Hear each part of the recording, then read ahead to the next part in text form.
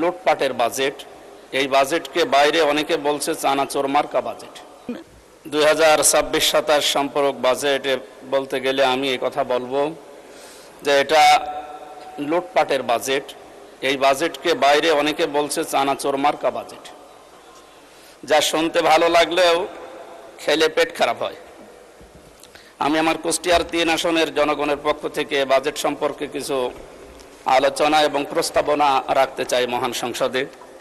মাননীয় স্পিকার, জাতীয় বাজেট একটি দেশের অর্থনৈতিক উন্নয়ন, সামাজিক নিরাপত্তা এবং জনগণের কল্যাণ নিশ্চিত করার অন্যতম প্রধান মাধ্যম।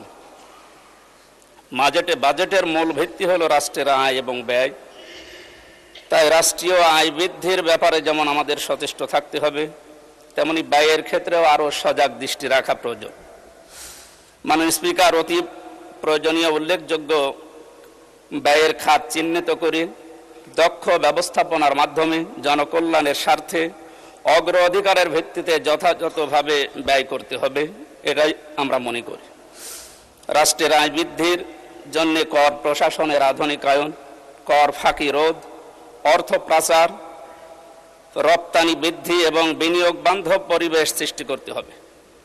একই সঙ্গে সাধারণ মানুষের ওপর অতিরিক্ত করের চাপ না বাড়িয়ে রাজস্ব আহরণের নতুন ক্ষেত্র খুঁজে বের করতে হবে। দেশের সবচাইতে বড় গুরুত্বপূর্ণ বিষয় হচ্ছে বেকার সমস্যা।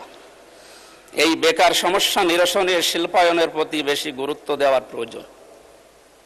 বৈদেশিক রেমিটেন্স বৃদ্ধির প্রতি বিশেষ গুরুত্ব আরোপ করা অধিক প্রয়োজন। মাননীয় স্পিকার, ব্যয়ের ক্ষেত্রে শিক্ষা, স্বাস্থ্য, কৃষি, যোগাযোগ, সামাজিক নিরাপত্তা এবং কর্মসংস্থান খাতকে অগ্রাধিকার প্রদান করতে হবে। মাননীয় স্পিকার, বাংলাদেশ কৃষি নির্ভর একটি দেশ। কৃষিক্ষেত্রে যত উন্নয়ন হবে দেশ তত অর্থ সমৃদ্ধ হবে। এজন্য কৃষকদের স্বল্প মূল্যে সার, বীজ এবং শুল্ক মুক্ত কৃষি সরঞ্জাম আদি সরবরাহ করা প্রয়োজন।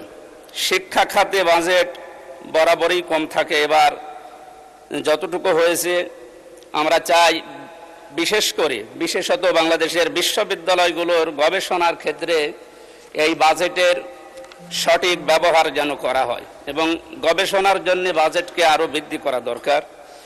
এই বাজেট এত কম যে তা দিয়ে দেশে অর্থনৈতিক সমৃদ্ধিতে তেমন কোনো ইতিবাচক ভূমিকা রাখা সম্ভব হচ্ছে না বলে গবেষকরা জানাচ্ছে।